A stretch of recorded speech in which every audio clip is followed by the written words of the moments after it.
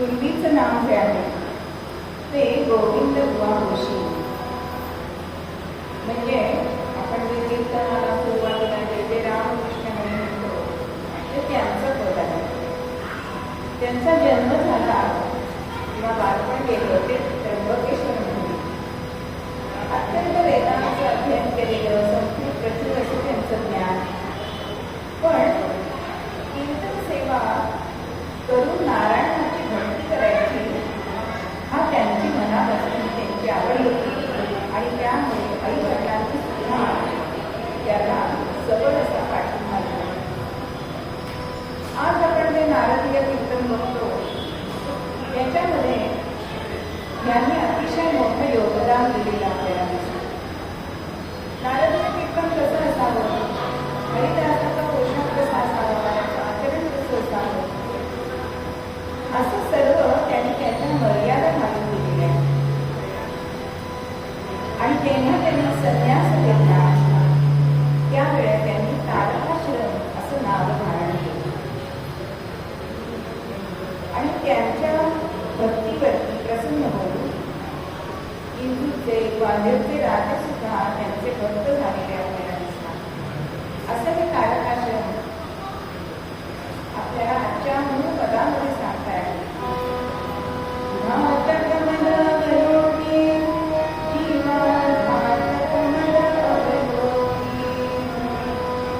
मद म्हणजे अहंकार. अहंकार हा घातक आहे असं ते आपल्याला सांगतात. आणि कसा घातक आहे त्याच्यासाठी उदाहरण देतात. धनबल करले दश बदलाधिक झाले नष्ट. रावण हा अत्यंत संस्कृत पंडित होता, वेदाध्ययन करणारा होता, ज्ञानी होता, शूर होता, संगीत कलेचं ज्ञान त्याला होतं. पण गर्व झाल्यामुळे सगळं नष्ट झालं.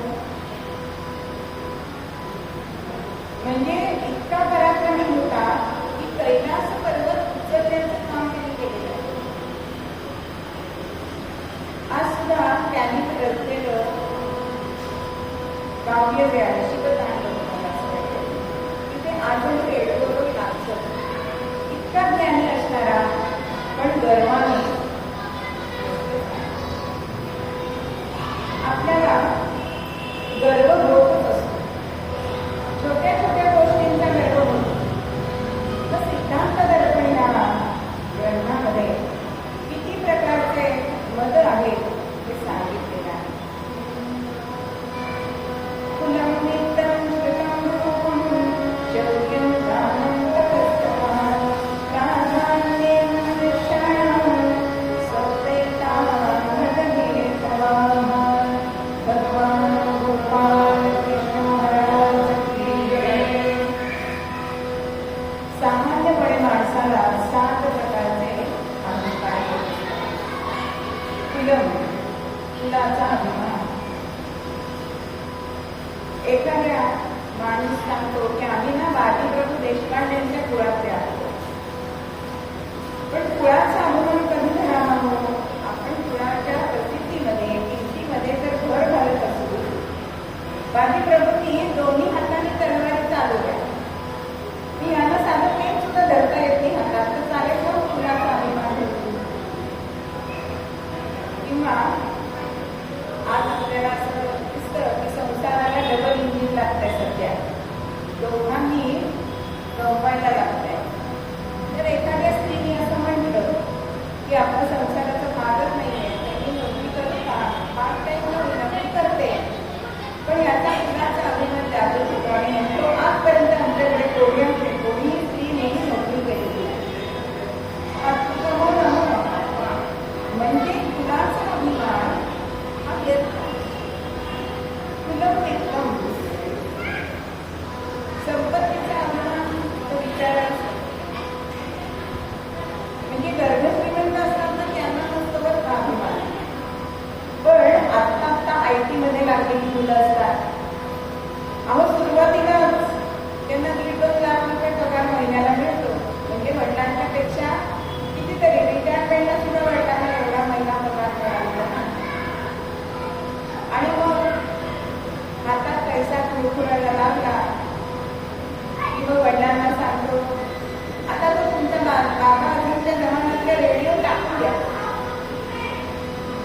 म्हणजे उथळपणाला खळखळाट फार असं ते आपल्याकडे म्हटलं जातं. पण ह्या नोकऱ्या गेल्यानंतर काय होतं ते सुद्धा आपल्याला माहिती आहे. म्हणजे पैशाचा सुद्धा अभिमान हा व्यर्थ आहे. तुला नित्यम श्रुतम ज्ञानाचा अभिमान. ज्ञानाचा अभिमान किती असतो? लहान मुलं अगदी KG मध्ये जातात आणि मग त्यांना नवीन शब्द शिकवलेले असतात. मग घरी काय म्हणतात, आजी की आजी हे म्हणायचं कारण ऐकत ना, वॉटर वॉटर म्हणजे पाणी हवं. म्हणजे आपल्याला नवीन शब्द कळलंय हे त्यांना, मला किती ज्ञान झालंय हे कळलं त्यांना सांगायचं. किंवा एक अशी कथा सांगितली जाते की वामन पंडित ते अतिशय संस्कृत गाढे पंडित आहेत आणि त्यांना समर्थ रामदास भेटल्यानंतर ते म्हणाले की आपलं ज्ञान अतिशय आहे पण ते सामान्य लोकांना समजत नाही, म्हणून आपण प्राकृतामध्ये तुमचं काव्य करावं. पण मी प्राकृतात का करू असा अभिमान झालेला. आणि त्यावेळेला अशी काही दळणवळणाची साधनं नव्हती. कसं दळणवळण करत या गावातून त्या गावाला जाताना सावलीसाठी म्हणून एका झाडाखाली थांबली. त्या झाडावरती संवाद ऐकतायत. कोणाचा? एक ब्रह्मराक्षस ते वास्तव्य करत होता त्या झाडावरती आणि दुसरा एक ब्रह्मराक्षस त्याला विचारतोय की मी या झाडावरती जागा रिकामी आहे, कुठे राहू का? तेव्हा पहिला ब्रह्मराक्षस म्हणतो, नाही नाही, ही जागा वामन पंडितांसाठी आहे. ब्रह्मराक्षस कधी होतो? आपल्याकडे जे ज्ञान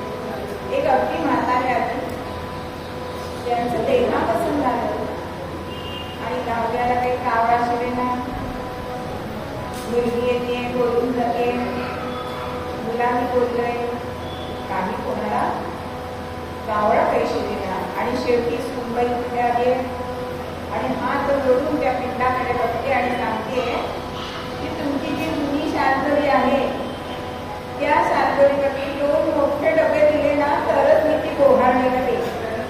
अहो कावळा शिकला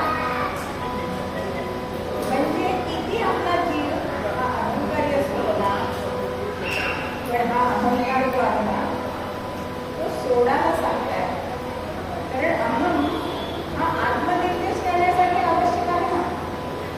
पण त्याला कार जोडला ना की भगवंताचा अनुसंधान सुट्ट. म्हणून अखंडानंद असं म्हणतात की अहम तो कारने मत विसावतो. पण आपण मात्र हा अहंकार जोपातच असतो. मी केलं अहो माझ्याशिवाय हे काम होणार नाही म्हणून पुण्याच्या ताब्यात आपण काही देतच नाही. जिथे तिथे मी येत असतो. एखादं आपण काम केलं आणि दुसऱ्याचं नाव घेतलं चालतं का आपल्याला? बघा मी एवढं केलं, प्रत्येक ठिकाणी हा मी येत असतो.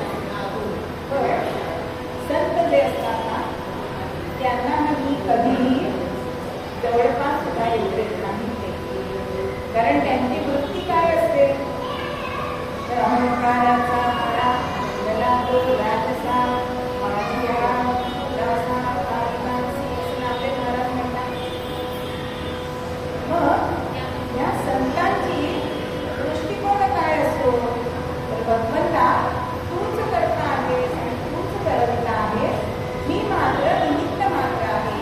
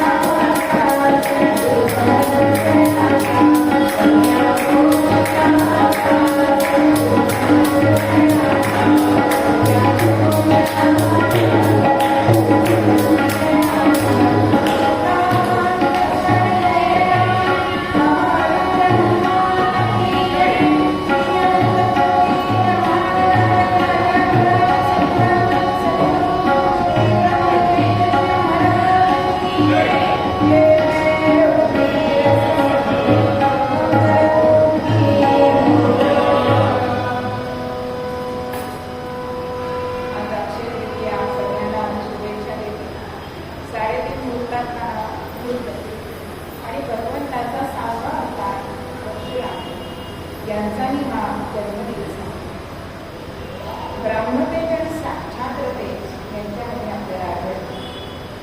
शस्त्र आणि शास्त्र दोन्ही त्यांना आवडत होती, म्हणून शापादिती आणि शरागती असे त्यांना म्हटलं जातं. पितामह भीष्म, द्रोणाचार्य, कर्ण यांचे हे पुत्र होते. आणि 31 वेळा क्षत्रिय वृत्ती यांनी केली. ही 31 संख्या पूर्ण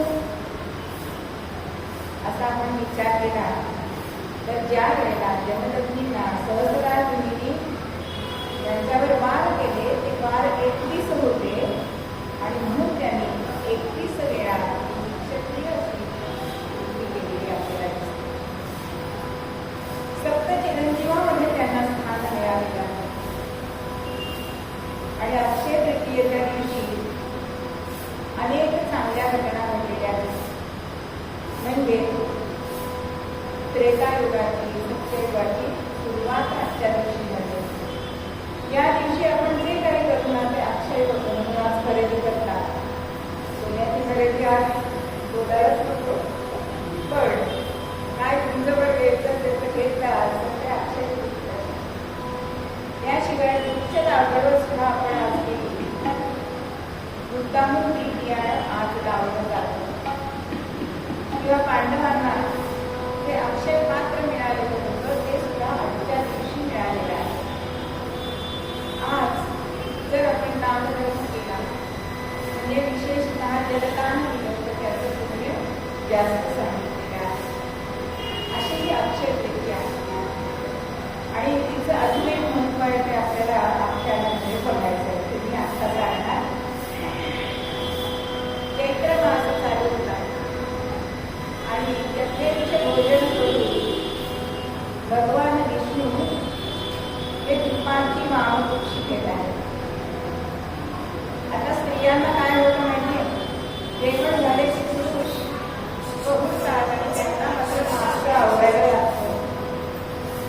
आणि त्यामुळे ही रमा होती ना ती पटकन भगवानाच्या जवळ आली, पाय चुकते आणि म्हणते, स्वामी अहो शचीदेवींकडे सुद्धा हळदी कुंकू झालं, सावित्रीबाईंकडे झालं आणि मला सुद्धा करायची इच्छा आहे. अहो येत्याच शुक्रवारी अष्टमी आहे तर मला हळदी कुंकू करायचं. आता एवढी झोप डोळ्यावर आलेली होती. विष्णू म्हणजे लागत तुमचं येणं क्षेत्र मला कशाला मध्ये होतं ते जरा झोपू देत ना. असं कसं तुमच्या परवानगीशिवाय आणि तुमच्या मदतीशिवाय हे होणारच नाही. बरं मग काय करायचं ते तरी सांग. अगो तुम्हाला यादी करायची, कोणाकोणाला बोलवायचं आहे त्याची यादी करायची. आता कागद पेन घेतलंय, श्री गणेशाय नमः लिहिलंय, झोप आलेली होती पण पत्नी पुढे काळजी चालत नाही तर देव असो मानव असो त्यांचं दैत्य. आणि एवढ्या भर दुपारी लक्ष्मी मातेने त्यांना यादी करायला सांगितलं. ते म्हणतात कोणाची नावं लिहू. अहो तुम्हाला मी सांगितले यादी करायला. आता ठरवा बरं कोणाकोणाला बोलवायचंय. आणि मग काय करणार, भगवान विष्णूंनी पहिलं नाव लिहिलंय ते पार्वतीचं लिहिलं आणि मनामध्ये राग आलेला आहे. ती म्हणते सदनानी सदनाना सदनानी सदनाना सदनानी सर्वदा गावे सदनाक लंकेची पार्वती लंकेची पार्वती लंकानोपति भवनाथ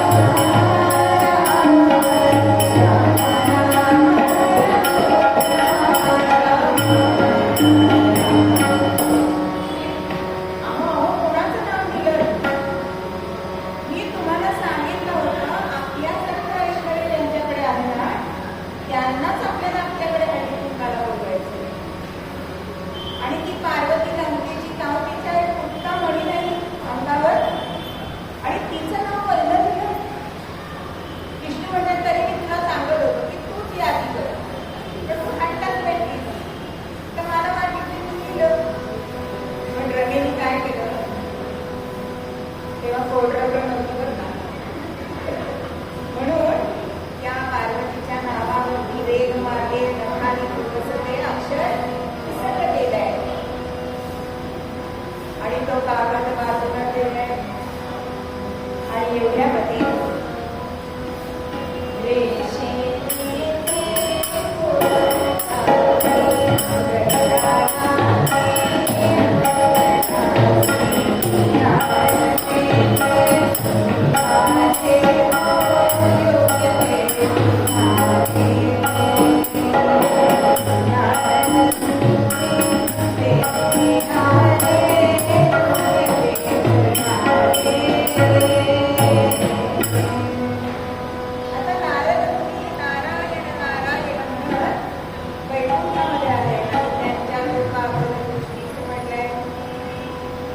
मनामध्ये ओळखलंय की रमेला आपल्या ऐश्वर्याचा मदत झाला आणि हा मदत किती घातक आहे तो आपण पूर्वरंगामध्ये बघू. आणि नारदांनी सर्वप्रथमला रमेचा आपल्याला अलंकार बाजूला आहे आणि मग भगवंताची नेत्रपरिचय केली आणि नारदांची स्वारी कुठे गेली आहे?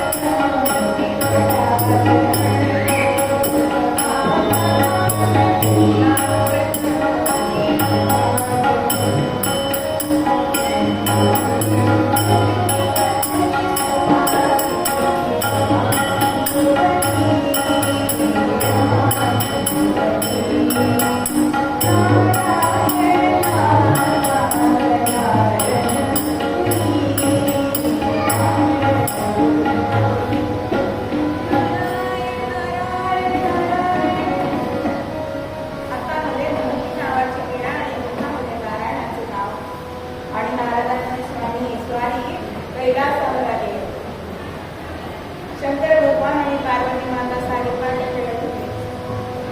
पार्वती माता विचारते आज इकडे कोणीकडे? तेव्हा ते सांगतायत की अगं वैकुंठामध्ये हळदीकुंकू आणि शंकरवारी आणि उमे तुझं नाव प्रथम लिहिलेलं आहे. शंकर भगवान म्हणतात की याच्याकडे काही लक्ष देऊ नका. तो करतो वेगळं आणि बोलतो वेगळं. पण ती म्हणजे अहो ते नारद सांगतायत ना की माझं नाव पहिलं आहे म्हणून.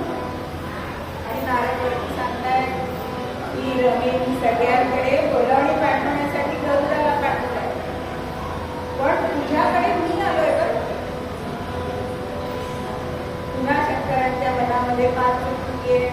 मग गरुडाला इथे येता येत काहीतरी काढ वेगळं. मी तुला सांगतो तू हळदी कुंकाला जाऊ नकोस. पण मंडळी ब्राह्मणांना बोल देऊ, स्त्रियांना हळदी, कीर्तनकाराला कीर्तन, गायकांना गायक. हे आवडीचं असतं की नाही की आपले पाय ओढले जातात मोडलं जातं तसंच हे उडीचं झालं. आणि ती म्हणते ती जागा का जाऊ नको मला तर बोलावून आलंय. तेव्हा शंकर भगवान तिला सांगतात की माझं ऐक न ऐकण्याचे परिणाम सांगू. सीतेची परीक्षा रामाची परीक्षा घ्यायला गेली कुठे बसलीस? दक्षाकडे जाऊ नको म्हटलं होतं. तू होमामध्ये झोपी घेतलीस आणि मला तुला विरह सोसावा लागला. ते काही मला जमणार नाही. तू काही हळदी मला जायचं. आता ही म्हणजे अगं सगळ्यांनी विचारलं की तुला बोलावणार तू का नाही आलीस? मग काय सांगू? याने सांगितलं म्हणून नाही आले. मला काही जमणार नाही. होता मला शुक्रवार उजाडलाय. मनामध्ये विचार करते पण हळदी कुंकाला जायचं ठरवलं.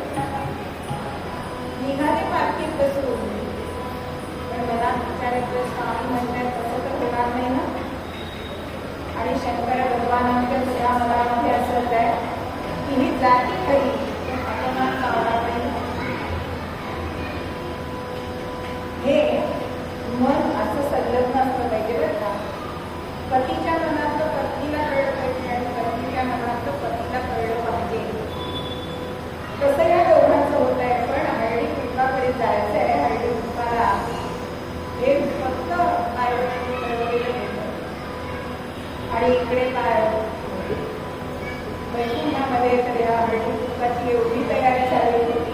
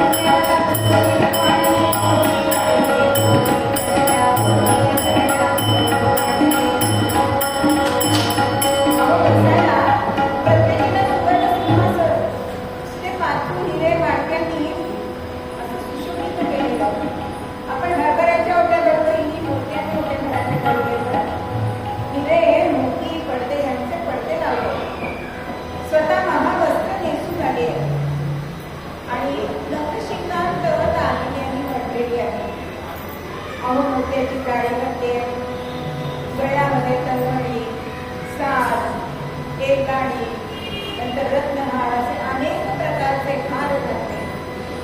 हातामध्ये पाटल्या, बांगड्या, विडवर, बाकी. अहो एकही असं शरीरावरती जागा नाही की तिथे दागिने घालता नाही. आणि पहिल्या प्रथम कोण आली तर मयुरावरती बसून सरस्वती आली. आणि आलेल्या सगळ्या स्त्रियांचं स्वागत करण्यासाठी दास घेतले. त्यांच्या हाताला हात धरले, त्यांनी सिंहासनावर बसवावं. आणि असा थाट चालू होता.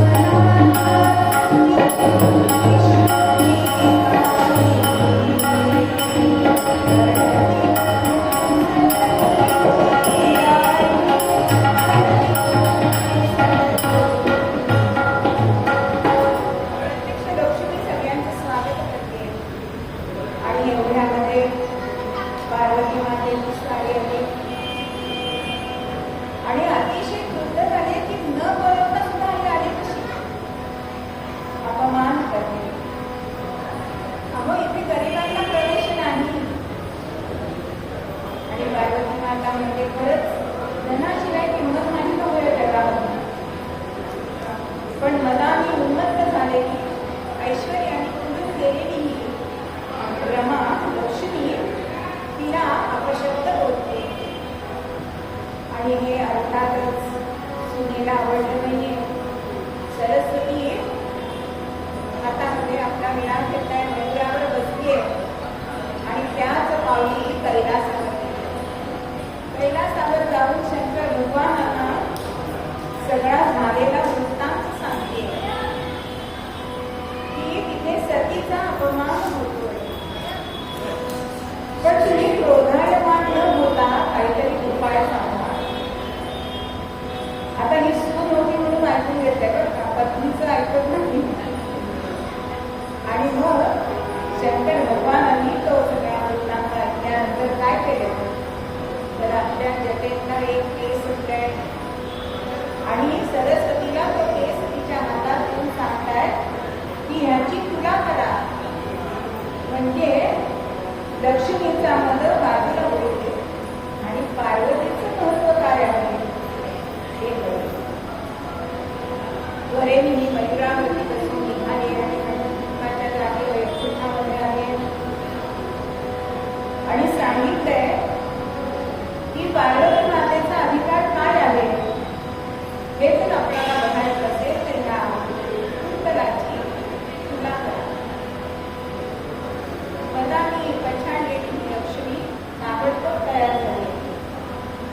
आणि जरा तिथे मांडलाय एका पारड्यामध्ये तो केस टाकलाय आणि सगळं वारंवार शोधून दुसऱ्या पारड्यामध्ये टाकलाय.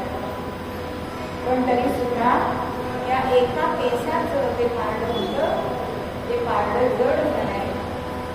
आणि तेव्हा लक्ष्मी मातेला पार्वती मातेचा अधिकार कळलाय आणि ती तिला शरण आली आहे आणि तिला सांगते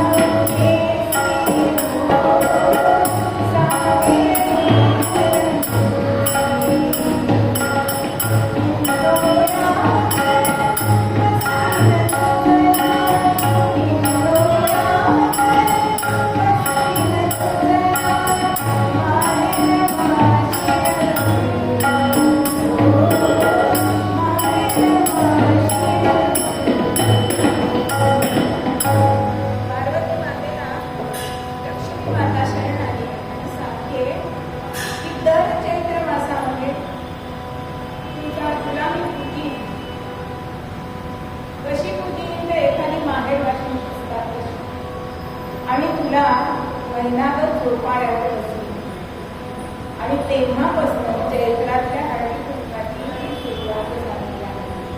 म्हणून आपण जी गौर बसवतो ती प्रत्यक्ष पार्वती माता आहे आणि तिला सगळे आपण मंडप जे असे उपचार म्हणजे कंद करतो, डाळ करतो, गाठी घालतो, झोपाळ्यात बसवतो, नंतर काकड्या सुद्धा त्यावेळी दिल्या जातात आणि मोठ्याने नाही पण आपण हरभऱ्याने मोठी रोटी करतो.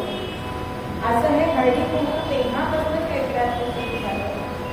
आणि ह्या निमित्ताने जो गर्व लक्ष्मी मातेला झालेला होता मग तो गर्व मानवांना होतो नाही तर देवस्थियांना होतो.